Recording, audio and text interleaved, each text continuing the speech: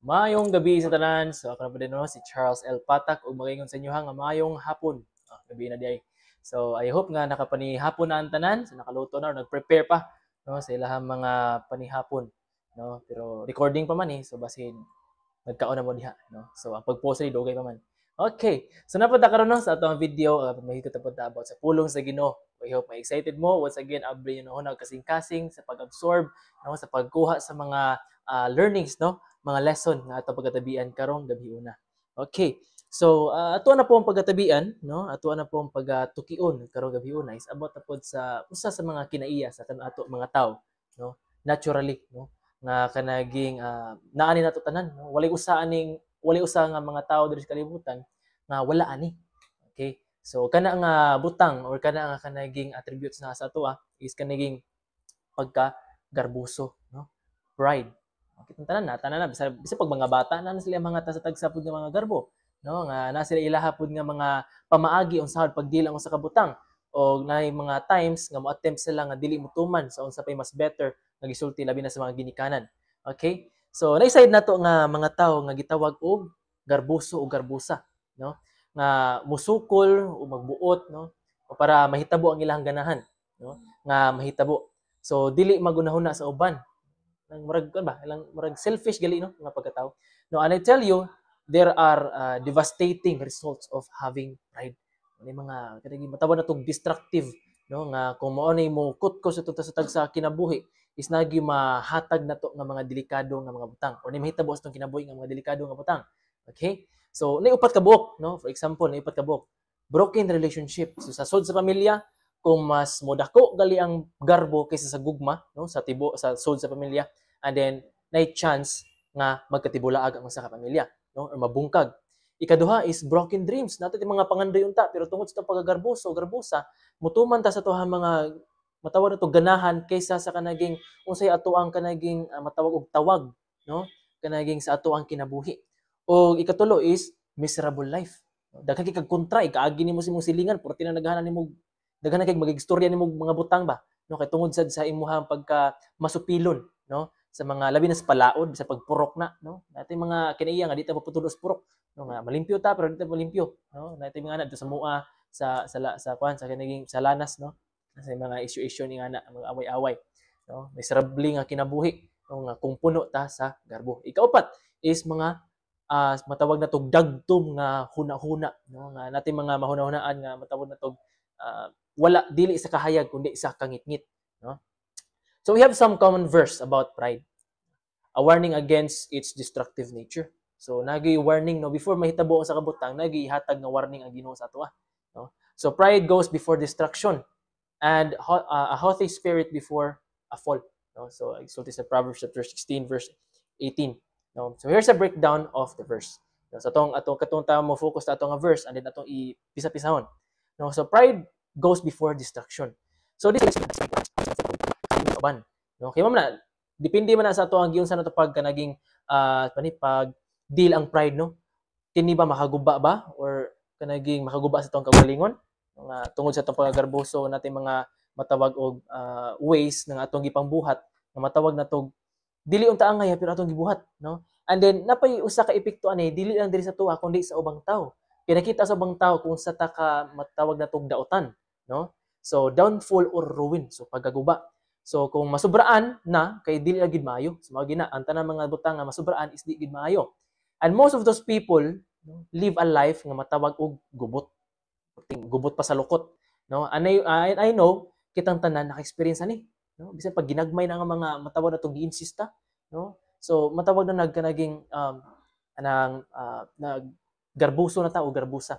So and most of these people who is prideful, mga garbuso, don't even think of accepting Christ, no, accepting Christ, no, na kay masugatan ba namin may ministry po sa soul winning, no, na imo siyang hatagan o balsahon budawat sila pero kung imo sila sultian about sa pulong sa Ginoo dili sila, no, kay nasa sila ilang gibarugan ilaha.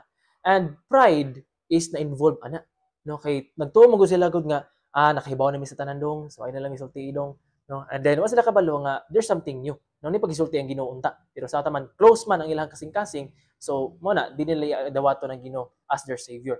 Kay paminaw nila naluwas man sila sa kaugalingon, maluwas sila sa kaugalingon, no? That's pride. No, nga di ta magsalig sa usa ka manluluwas, able, no, nga muluwas sa atoang kalag. So, and a haughty spirit before a fall. So this reinforce the connection between pride and negative outcomes. No, ang kanaging negative outcomes mo gano. So negative things don't bring positive things, no? O same ra pud ako tabalihon, ang positive things di gina mag-bring og negative things. So kung negative things brings negative also, and positive things brings positive also, no? Positive things. So suggesting that a proud or arrogant attitude can lead to a person's failure or downfall, no?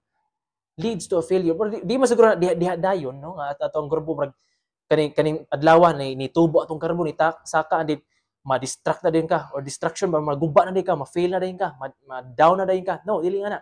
Hinahinay, no? Hinahinay ang kanaging pagka-guba nimo isip mo sa katawo. So in Proverbs chapter 16 verse 18, this verse is a proverb, no? A short memorable saying that offers wisdom and guidance, no? Kung ato nang basahon sa kanaging ato ang sa mga Biblia.